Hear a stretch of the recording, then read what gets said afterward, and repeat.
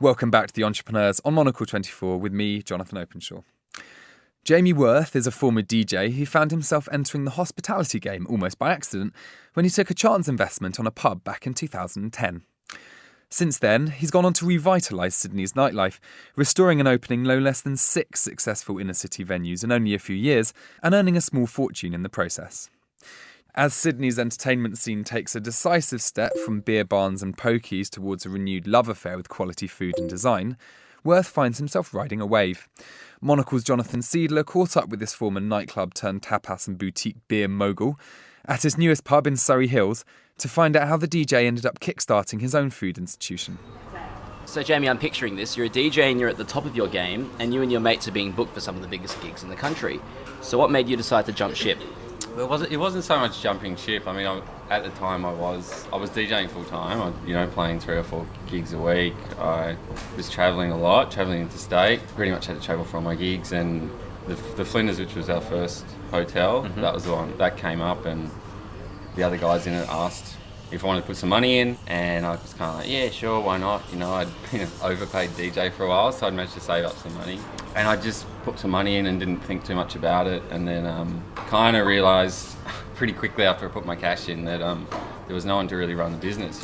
All the other partners had full-time jobs, and I mean, I had a full-time DJ job, but DJing at night, was on weekends, and it all kind of just flopped out of that, really. It wasn't really jumping ship. It's not like I was like, yeah, I'm going to jump on this new career. It's just, and it was like something new to do. I'd been DJing for 7, 8 years, been running a record label for 4 or 5, and which was all cool, but it was just, it was something new to grab a hold of and just try and make as good as we could, I guess.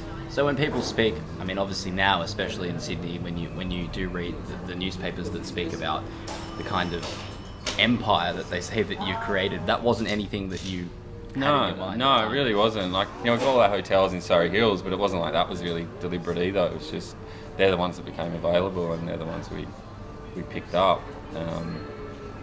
Just, I don't know. It is funny that you say that, because I was thinking about it the other day. It's almost like when you used to play Monopoly and you had to get all of the hotels of a certain suburb. Control the market. And then you can, build them up. Yeah. Push up the price of beer or something. No, it wasn't. It's just, Surrey Hills is a great area because, it's residential and people work in the area, and there's young and there's old. And it's also like, it's good because people eat here during the week, and then on weekends they'll come and have a drink here before they go out. So it works well for the hotels because it's that real kind of catchment area without being the city or without being Darling Harbour or, kind of those King's Cross, those really full on, like, pumping weekend areas. It's still got a bit of that, but still you can still do food, and people come here on a Tuesday night. If you walk past old heritage pubs in Sydney, I mean, if I would walk past an old heritage pub in Sydney, I would probably look at it and see the end of an era. I would look at the Foresters, which we're sitting in now, and sort of think, oh, this is probably past its prime. I don't know what is going to go on here, but clearly nobody's here anymore. But you saw an opportunity, so why is that? People think of a pub as a skanky place where you get a crap schnitzel and, a warm beer. Do you know what I mean? And it's kind of like, that isn't actually all a pub can be. Like, that is how the vast majority of pubs have been run and still are run, and so that's kind of how everyone thinks of them. And and some bits of that are great. Like, everyone likes old school pubs where they're really super old school local corner pub, but they're the kind of minority. Those kind of cute, nice neighbourhood ones, the vast majority, which are pretty much all the ones we've picked up, are just really horrible, gross businesses. They are, they're, just so kind of bizarrely run, like where they have such bad food, or they don't even open for half the week, or they have a beer garden but they don't open it. I mean, a lot of the sort of challenges that I would imagine would have been challenges that we've discussed, you've sort of talked about, haven't really been that difficult. What to you has been perhaps the biggest challenge in this entire project from start to finish? I think the biggest challenge is getting everything right at the same time. I guess also another big thing is getting the food right.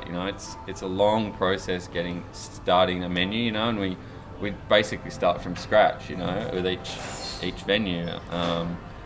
You've got a deadline, and you're working with a new head chef for each location, and it's a pretty massive machine to get really simple dishes right.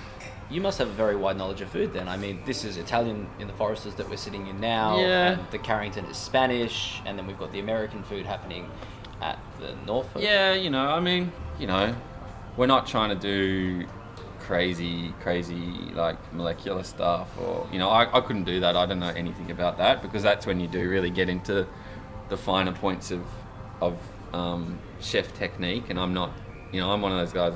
It's like, let's do meatballs like this, and then we'll eat them 50 times, and then I go, yep, that's right, But I'm kind of like a really bad backseat chef. Like, I don't exactly know what I want, but I know what I don't want.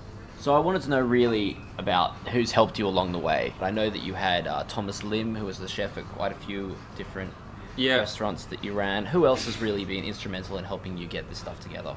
I really think Tom's kind of got his own thing going on with food, and it was kind of quite influential for me, like to see that style of food in terms of like really cool, well-trained kind of fine dining techniques, quite technical style of cooking food, but kind of cooking, kind of almost like funny, left of centre, some of it like reworked junk food, reworked street food. I hadn't really seen food like that before firsthand, and so there was a lot of stuff that he did there. He helped us design the menu at the Norfolk.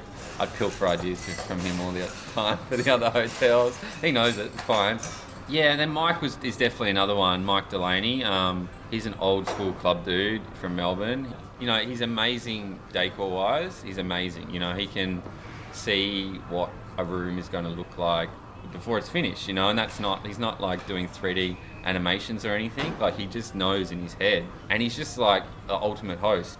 It's interesting to me that there seems to be this big move away almost from clubs back to the hotel, going out and eating and drinking. I mean, that's the way it seems to me, but then I never know if that's like just because that's me. Like, I'm not going out to, the focus, rather than being, I guess, music and drugs, is food, and kind of so it's shifted from clubs to restaurants and bars and stuff. I mean, I do think that there is a bigger shift. I think that has happened in Sydney, that food has become like the core of a lot of groups, It's shifted from music, I think, in a lot of ways, which is good timing, because I think Sydney was ready to have pubs and eat food and all that kind of stuff that we were putting out there, and, just luck.